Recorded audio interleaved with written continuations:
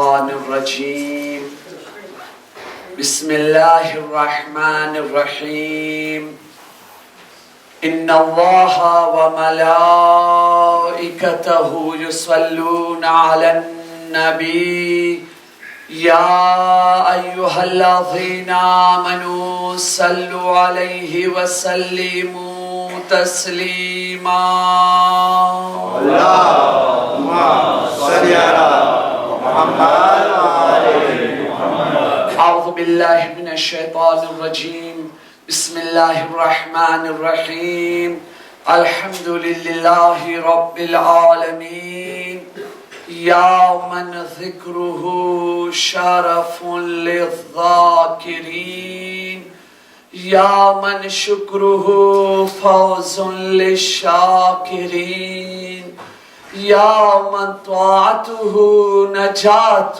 للمطيعين صل على محمد وآله الطيبين الطاهرين اللهم صل على محمد وآل محمد. ولعنة الله على أعدائهم أجمعين رب اشرح لي صدري ويسر لي أمري واحلل عقدة من لساني يفقه قولي أما بعد فقد قال الله سبحانه تبارك وتعالى في كتابه المجيد وفرقانه الحميد بسم الله الرحمن الرحيم يا أيها الذين آمنوا إذا نودي للصلاة من يوم الجمعة فاسعوا إلى ذكر الله وذروا البيع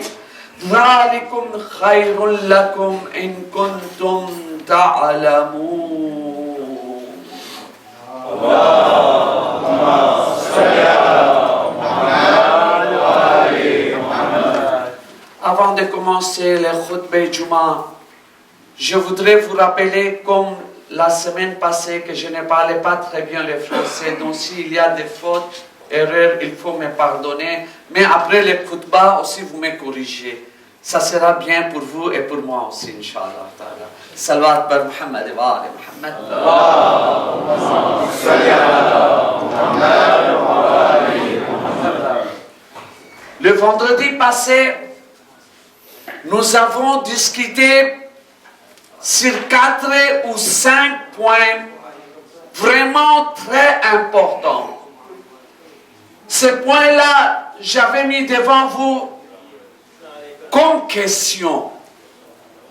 Première chose qu'on a discuté, le jour de vendredi, ce n'est pas un jour comme les autres jours de la semaine. Le jour de Qiyamah, ça sera le jour de vendredi. Le jour de Ashura aussi, c'était le jour de vendredi. Et quand Imam Mahdi alayhi salam va apparaître, ça sera le jour de vendredi. Alors, ce jour-là, pour nous, c'est un jour sacré. C'est un jour qu'au moins une fois par semaine, nous pensons pour notre avenir de Qiyamah, qu'est-ce qui va se passer avec moi? Est-ce que j'ai déjà corrigé mes erreurs? Est-ce que je suis prêt à aller devant Allah pour mon hisab au kitab, pour rendre les comptes? Est-ce que les gens que j'ai brisé le cœur, je leur ai déjà demandé pardon? Pas seulement demander pardon, hein? Parce que demander pardon, pour nous, parfois, c'est jouer. Je vais vous dire 2-3 gros mots, et puis si c'est le jour de Eid ou le soir de Eid, frère, il faut me pardonner, hein? Il faut me pardonner. Vous savez, ma messager a pardonné à tout. Bon, bah, et le deuxième jour, je commence encore le même truc là. Donc, demander le pardon, pour nous, c'est comme jouer le football. Demander le pardon. Est-ce que vous avez vu de quelle manière on demande le pardon? Vous savez de quelle manière, de quelle façon? Je viens devant vous. Monsieur, pardonnez-moi. Et je m'en fous que vous me pardonniez ou non. Je n'ai pas de soucis. Non. Si vous ne me pardonnez pas, tant pis pour vous, mais c'est quoi? Molana, si on demande pardon à quelqu'un et il ne nous pardonne pas, qu'est-ce qu'il dit le charia? Mais c'est quoi ce truc-là? C'est un jouet. De quelle manière on doit? Le pardon, c'est demandé comme un mendiant. Vous savez comment un mendiant demande de l'aide? Ce n'est pas comme ça. Monsieur, aidez-moi. Non, ce n'est pas comme ça qu'il demande. Non, non, non, non, non. Il faut changer cette méthode. Il faut changer cette mentalité. Quand je demande un pardon, cela veut dire que je m'humilie. Je deviens un mendiant devant vous. S'il vous plaît, demandez pardon. Excusez-moi. Pardonnez-moi. Dieu aussi va vous pardonner. Et je vous promets, la prochaine fois, je ne vais pas répéter cette erreur-là. C'est ça, demander le pardon. Il faut être digne d'être pardonné. Hein? Est-ce que les gens qu'on a brisé le cœur, que ce soit le parent, que ce soit la femme, que ce soit le mari, que ce soit les enfants, que ce soit les parents, que ce soit nos frères, est-ce que nous avons déjà demandé pardon? Est-ce qu'on a déjà eu le pardon? Est-ce que le droit d'Allah, on l'a déjà payé? Rien n'est gratuit. Rien n'est gratuit. Même le 2 rakats de namaz et fajr, de salatul fajr, n'est pas pardonné. Si demain je suis mort et que je vais aller devant Allah, Allah, la première question qu'il va me demander, comment était le salat? Oh Allah, tu sais, je n'ai pas récité le 2 rakats, il restait les kaza. Ah, tu n'as pas récité. Est-ce que tu n'as pas eu le temps? Non, j'ai eu l'âge de 50 ans, mais je n'ai pas eu le temps. Mais pourquoi tu n'as pas eu le temps à l'âge de 50 ans? Oh là, j'étais très occupé. Occupé à quoi faire? Tous les trucs de dunya en ont une importance, mais seulement mes droits là n'ont pas d'importance. Je ne peux pas dire, oh là, j'ai aidé tant de mendiants. J'ai fait tous ces bons actes. Pardonne-moi le 2 rakats namaz. Non, monsieur, non, monsieur. Tout ce que les bons actes tu as fait, ce n'est pas, tu ne m'as pas aidé moi, Allah. Non, tu n'as rien fait pour moi. Tout ce que tu as fait et tous ces ordres-là que j'ai donnés, c'était pour ton bien. Qu'est-ce qu'on attend pour la correction? Est-ce que quand l'ange de la mort, Malekul Maut, va venir, il va nous donner le temps pour faire la correction? Qu'est-ce qu'on attend? Première, on a discuté en détail. Deuxième, est-ce qu'à l'époque d'Imam Hussein, nous serions avec lui? Et quand Imam Mehdi alayhi salam va apparaître, est-ce que nous sommes prêts à l'accueillir? J'ai changé la question aussi. Est-ce que nous sommes dignes d'être dans l'armée d'Imam Mehdi avec le compagnon d'Imam Mehdi? Est-ce que nous avons ces qualités-là, être avec Imam Mehdi? Est-ce que c'est sans condition ou avec condition? Imam al-Islam va m'accepter. S'il ne va pas m'accepter, pourquoi? À cause de quelle qualité? Qu'est-ce que j'entends pour faire ces corrections-là? Qu'est-ce que j'attends?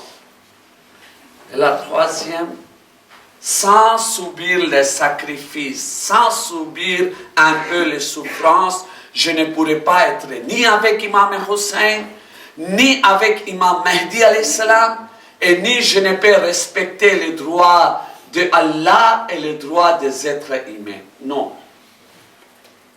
Vous savez, aujourd'hui pour nous, c'est un jour de malheur. Hein? Vraiment, nous sommes malheureux. Nous sommes malheureux, nos cœurs sont brisés. Pourquoi? Nous n'avons pas pu aller à Karbala.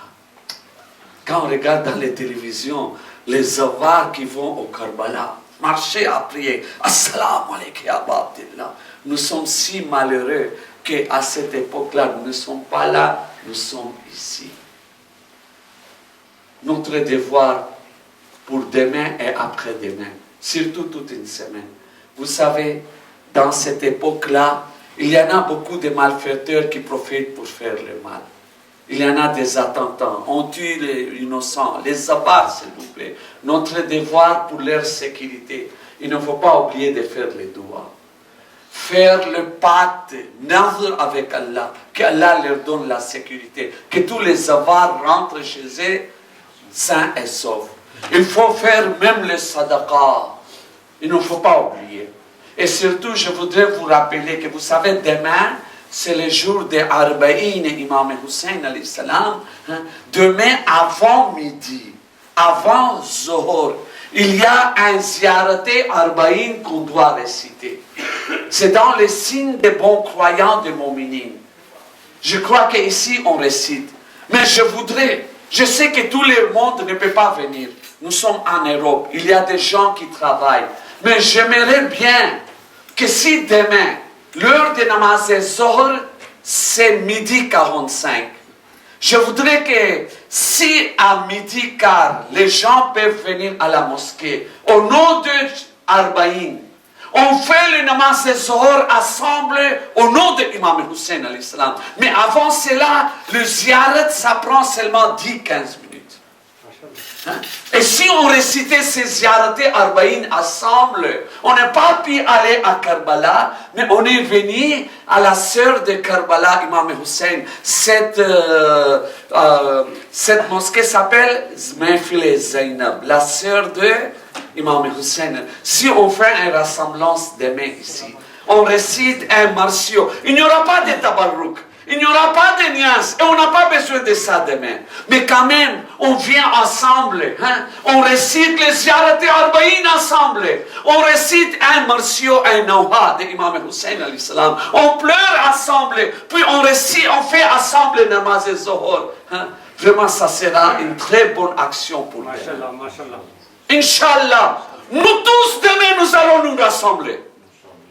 Inch'Allah wa ta'ala au nom d'Imam Hussein alayhi salam. Tout ce qui peut venir demain, midi quart, Inch'Allah. On commence les ziyarat, un naho, Imam Hussein, et puis namaz Zohar, Asr avec les jamaat. Au nom d'Imam Hussein alayhi salam. Quand même, si on n'a pas pu partir à Karbala, au moins notre Karbala, c'est ici, on a pensé à Imam Hussein. Mais moi, ce que je voudrais dire au nom de Karbala, Imam Hussein alayhi salam est sacrifié à Karbala. Mais pourquoi est-ce qu'il est sacrifié? Pour rester à Karbala? Pour qu'on puisse aller là-bas? Non, monsieur, ce n'est pas ça. Imam Hussein alayhi salam, qu'est-ce qu'il a dit? Imam Hussein alayhi salam dit que mon tombeau, mon tombeau n'est pas à Karbala. Mon tombeau, mon cabre, c'est dans le cœur des bons croyants, dans le cœur des moumins. Nous sommes les moumins. Alors, dans notre cœur, il y a le tombeau d'Imam Hussein alayhi salam. Le Karbala, c'est ici. C'est pour cela que personne ne peut supprimer le nom de Karbala, le nom d'Imam Hussein. Parce que même s'il y a un Shia qui est vivant, dans un Shia, il y aura 1000 descendants qui vont passer à Imam Hussein alayhi salam. Pourquoi? Parce que le tombeau, c'est dans notre cœur. Mais nous, notre devoir, c'est quoi? Même si nous ne sommes pas au Karbala, Imam Hussein alayhi salam est enterré à Karbala. Mais la mission d'Imam Hussein alayhi salam n'est pas enterrée à Karbala. La mission d'Imam Hussein n'est pas enterrée à Karbala. Je ne peux pas aller beaucoup loin. Je voudrais finir avec un simple exemple. Il y a un grand savant qui était la main droite d'Imam Khomeini à Pakistan. Il fut assassiné, être shahid. Qu'Allah lui donne au paradis une grande place. Je crois que vous connaissez son nom. Marhum Allama Arif Hussein al-Husseini. Un grand savant. Seulement si vous regardez son visage, son photo, vous serez obligé de lui saluer. Vraiment, moi, quand je regarde son photo seulement, la première pensée qui me vient, c'est ça. Toi, un simple serviteur d'Imam Hussein, tu es comme ça. Comment serait Imam Hussein? Un grand savant. Vous savez, il a donné un très bon exemple. Il dit, ô Mouminin Karam, ô les bons croyants, Imam Hussein alayhi salam a acheté la terre de Karbala à 60 000 dirhams pour être enterré. Cette terre-là, vous le respectiez. Ah, Karbala, il faut respecter Karbala. Il faut aller à Karbala. Mais vous oubliez une chose, que Imam Hussein al-Islam a acheté la terre de Karbala, mais il est enterré dans le cœur des Moumines, les bons croyants. Alors, le mausolée d'Imam Hussein, c'est dans le cœur de tous les Moumines, dans le cœur des parents, dans le cœur des enfants, dans le cœur des Moumines, des frères, des sœurs. Mais quand vous brisez un cœur de votre frère musulman, de votre frère moumine, vous n'êtes pas en train de briser son cœur, mais vous êtes en train de briser les mausolées d'Imam Hussein. Vous pleurez aujourd'hui pourquoi Jannatul Baqi est détruit. Mais vous-même, vous êtes en train de détruire les mausolées d'Imam Hussein al-Islam. Imam Hussein al-Islam dit, moi, mon tombeau, mon mausolée, c'est dans le cœur des moumines. Alors, chaque parent, avant de briser le cœur de ses enfants, chaque enfant, avant de briser le cœur de ses parents, chaque moumine, chaque frère, avant de briser le cœur de son frère, avant de lui faire le mal, il faut penser que je suis en train de bombarder, je suis en train de briser le mausolée d'Imam Hussein al-Islam.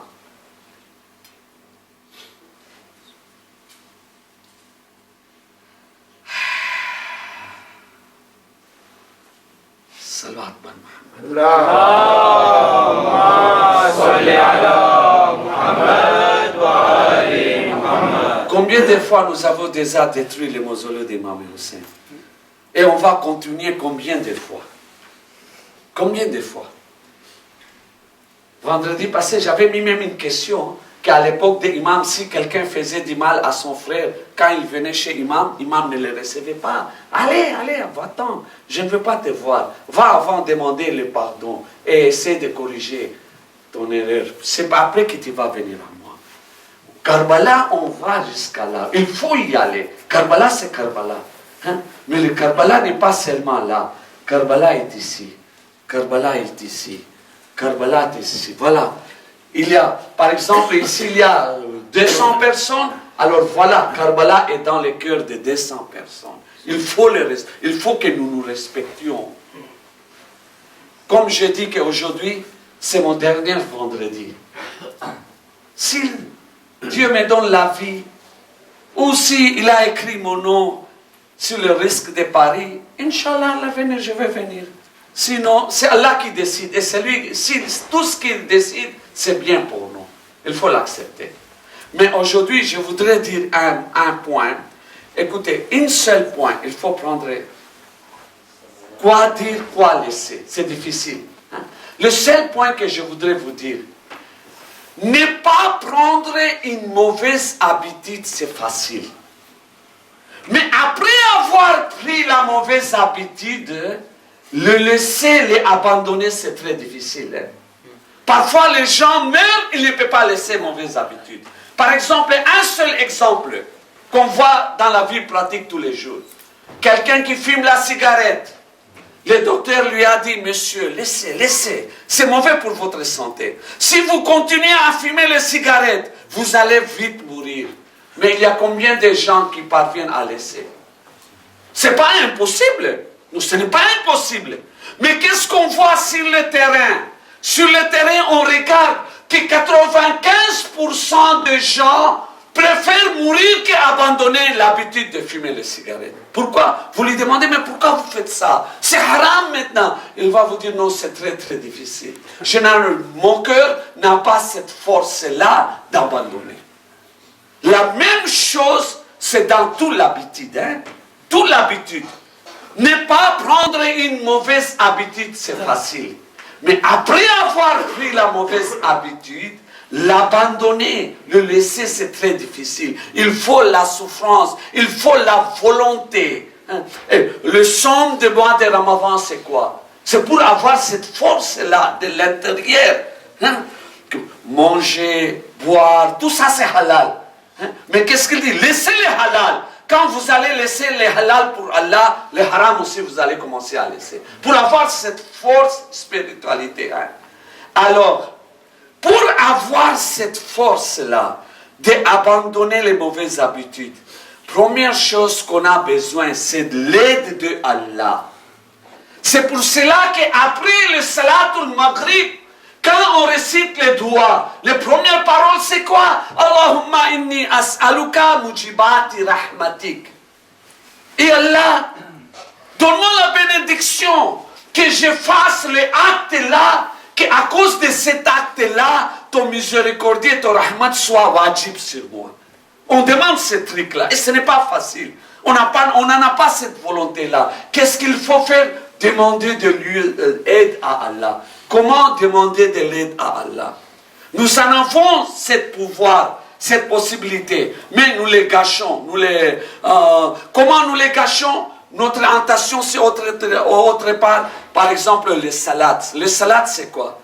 Inna salata tanha anil fahsha'i wal munkar. Les salades, c'est quoi? C'est pour nous aider, pour qu'à cause de ces salades-là, nos mauvaises habitudes s'écartent de nous. Mais il n'y en a pas cette réaction. Pourquoi? Parce que je ne prie pas les salades comme il faut. Comment est-ce que je prie les salades? J'arrive, monsieur, kad kamati salat, je prie les namaz Zohar. Allahu Akbar. Bismillah, Subhanallah, Sami Allah, Subhanallah, Assalamu alaikum wa rahmatullahi wa barakatuh. Au revoir, je m'en vais. Alors, ce n'est pas ça les salades. Non. Ça, c'est les salades de fiqh. En réalité, salade, c'est quoi? Avant de venir la prière, je mets dans ma tête mes faiblesses. Quel genre de faiblesse? Quel genre de mauvaises habitudes moi j'en ai que je vais m'écarter avec lui? Par exemple, j'ai l'habitude d'écouter la musique. J'ai l'habitude de regarder les bonnes filles qui passent à la route. Je ne peux pas empêcher mes yeux de regarder. J'ai l'habitude que je m'énerve beaucoup, je me fâche. Chaque fois à la maison, j'ai des problèmes avec la famille. Alors qu'est-ce qu'il faut faire avant de commencer la prière? Je suis venu prier, pas seulement pour le droit d'Allah, mais pour avoir aussi de l'aide. Non, je ne veux pas voir les filles, mais je ne peux pas m'empêcher. Oh Allah, aide-moi. Ya mon sinon, aussi. Je suis un pécheur, je suis venu devant toi. Acceptez-moi, pardonnez-moi. Et Allah. Et quand je commence la prière, et quand je dis Iyyaka na'budu wa iyyaka nasta'in. Oh mon Dieu, je prie seulement pour toi. Et je demande seulement de l'aide à toi. Quand je récite cette verset-là, ces ayats-là, il y a les voix d'Allah qui vient. Quel genre d'aide tu veux? Quel genre d'aide tu veux? Mais je ne sais pas. Il faut faire vite le namaz. On est pressé. Vous voyez? Quel genre de namaz? Allah demande, mais qu'est-ce que tu veux que je t'aide? Il faut mettre dans la tête. Bon, j'ai l'habitude que je m'énerve beaucoup. Je dis, aide-moi, mon enfant. Aide-moi, Allah. Dans ma tête, et Allah, qu'est-ce que cette habitude-là s'enlève à moi? Je ne peux pas m'empêcher à regarder les filles. Et Allah, aide-moi que je ne fasse pas ces gunas-là. Et Allah, j'aime beaucoup la musique. Je ne peux pas m'en sortir. Je vais écouter. Et je dis devant toi que je vais écouter. Demain aussi, aujourd'hui aussi, après 10 ans aussi. Mais Allah, aide-moi, aide-moi. Tu vois, cette mauvaise habitude, enlève-les à moi, Allah. Voyez, si j'ai prié de cette manière le salat, est-ce qu'un seul mauvaise habitude serait resté à moi? Non.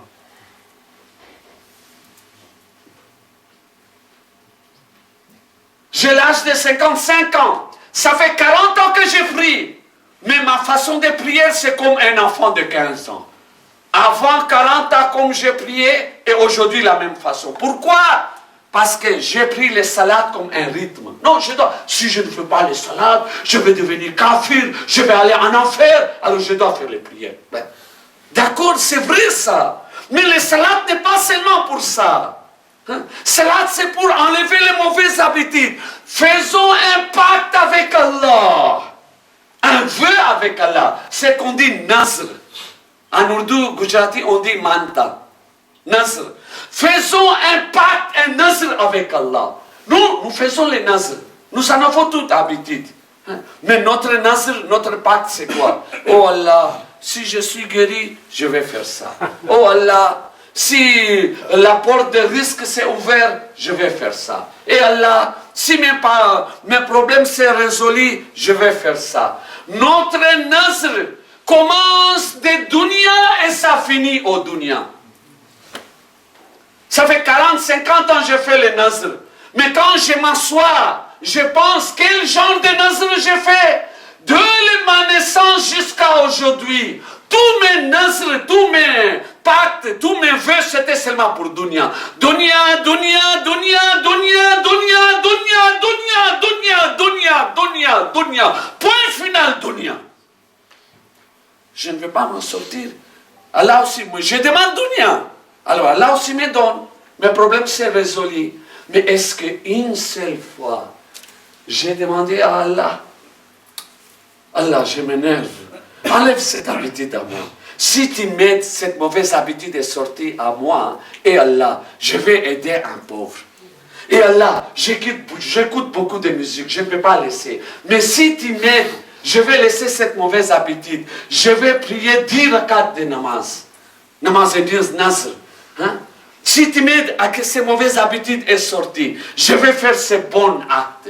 Pourquoi est-ce que jamais je ne demande de l'aide à Allah pour ma religion, pour avoir un bon cœur? Or que chaque jour je demande Allahumma j'al qalbi bara, donne-moi le cœur qui fait le bon acte, qui soit un bon cœur. Est-ce qu'un bon cœur fera du mal à quelqu'un? Fera du mal à droit d'Allah? Non. Mais moi je demande toujours et je le fais parce que ce sont les paroles à la langue. Il faut que ça sorte ici. Faisons pacte à Allah. Demandons à Allah. Tant que Malekul Maut n'est pas là, nos pardons, nos tawbas seront acceptés. Profitons-en avant qu'il soit trop tard. Et c'est pour cela, tous ces Majlis Hussein alayhi salam, c'est pour cela le khutbah Juma. Tout ça, c'est pourquoi? C'est pour réveiller ces sentiments, ce qu'on a oublié. أعوذ بالله من الشيطان الرجيم بسم الله الرحمن الرحيم والعصر إن الإنسان لفي خسر إلا الذين آمنوا وعملوا الصالحات وتواصوا بالحق وتواصوا بالصبر. الحمد لله رب العالمين له ملك السماوات والأرض يحيي ويميت وهو على كل شيء قدير هو الأول والآخر والظاهر والباطن وهو بكل شيء عليم والصلاة والسلام على سيدنا ونبينا أبي القاسم محمد اللهم صل على محمد وآل محمد وآله الطيبين الطاهرين المعصومين المظلومين ولعنة الله على أعدائهم وقاتليهم وغاصبي حقوقهم أجمعين أما بعد عباد الله أوصيكم ونفسي بتقوى الله. Dans le deuxième khutbah, je vais dire seulement 2-3 petits mots. Vous savez, Allah nous a montré quelques amal. Si nous les faisions, nos mauvaises habitudes peuvent sortir en nous. Demandons de l'aide à Allah. Vous savez, par exemple, Allah, le Ism Azam, les 99 noms de Allah. Récitons ces noms. Qu'est-ce que ça veut dire ces noms et pourquoi les réciter? Vous trouverez pour le jour de vendredi. Aujourd'hui, c'est vendredi. Pour avoir un bon cœur. Pour le lavage de cœur. Pour avoir une bonne mentalité. Le jour de vendredi, il faut réciter 170 fois Al-Quddus. Ça ne prend même pas 2 minutes. Al-Quddus, Al-Quddus, Al-Quddus. Mais soyez sûrs et certains, quand on va sortir ici, c'est Amal aussi, on va oublier. Parce que Iblis, Shaitan ne veut pas accepter qu'on se rappelle. Même si on va se rappeler un vendredi, le deuxième c'est fini. C'est pour cela qu'il faut mettre un rappel dans notre téléphone, dans notre computer, hein, dans notre ordinateur, hein, dans notre calendrier. Vendredi, faisons une signe avec rouge. Chaque jour, aujourd'hui c'est quelle date? Mais pourquoi c'est rouge? Ah, c'est vendredi. Pourquoi est-ce que j'ai mis un stylo rouge? Pour me rappeler ces trucs-là. On doit se lutter. Par exemple, il y a les hadiths. Je laisse les hadiths parce que ça pourra prendre beaucoup de temps. Le hadith est petite histoire, exemple tout, je laisse. Par exemple, il y a les hadiths d'Imam Raza à l'islam qui dit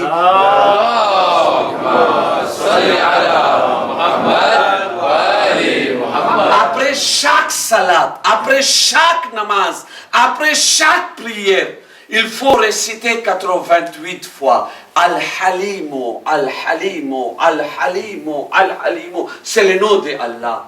Ça va vous aider à enlever les mauvaises habitudes. On met dans ma tête. Je dois mettre dans ma tête quel genre d'habitude je veux. Par exemple, tous les jours, à l'heure des zawal, quand c'est l'heure des zohor, quand c'est l'heure des awwal et zawal, là, il faut réciter 150 fois Al-Quduso, Al-Quduso, Al-Quduso. Après, je commence le salat al-Zohor. Cet aspect-là va nous aider à nettoyer notre pensée, notre cœur et tout ça. Quand le soir, on va dormir, on met le main droite sur la poitrine. Et on récite 100 fois. Al-Ba'itho, Al-Ba'itho, Al-Ba'itho, Al-Ba'itho.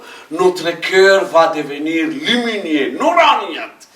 Et les mauvaises habitudes, mauvaises pensées vont sortir à nous. Donc cela veut dire quoi? On doit faire un tout petit effort. Et surtout faire le pacte avec Allah, le nidr avec Allah. Que Allah enlève nos mauvaises habitudes. Avant que Malikul Maut vienne, Inch'Allah ta'ala. Même cette épreuve-là, nous allons réussir. Inch'Allah, au nom de Muhammad Ba'ali, Muhammad alayhi salam, nous allons gagner ce monde et même après le monde, même après le jour de jugement, Qayamat, Inch'Allah wa ta'ala, nos péchés seront pardonnés. Inch'Allah, les yeux de Rahmatel Khuda, le miséricordieux, ça sera sur nous. Mais il suffit un peu d'effort. N'oubliez pas, s'il vous plaît, demain, midi quart, on commence ce petit amal, Ziyarat Arba'in, un martio, après tout de suite Zohor Namaz. On vient ici, on prie ensemble les Ziyarat. Imam al-Islam sera vraiment content, Inch'Allah. Maintenant, à la fin, on entre dans les amal et salawat. Chaque vendredi, je rappelle à tous les frères musulmans, il y a Imam Mohamed Baqir, l'islam, qui dit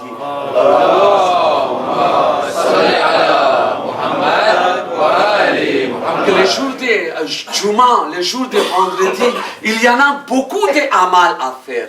Mais nous, les Ahl Bayt, les amal qu'on préfère beaucoup plus, c'est envoyer les salawats à Muhammad wa ali Muhammad alayhi salam. Allahumma salli ala Muhammad wa ali Inch'Allah, les grands péchés seront pardonnés. Inch'Allah, nous aurons les sécurités. Inch'Allah, notre cœur sera brillant.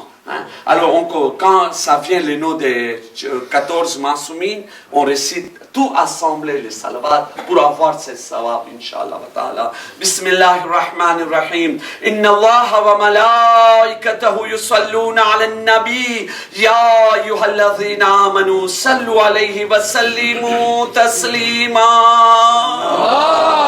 Allahumma salli ala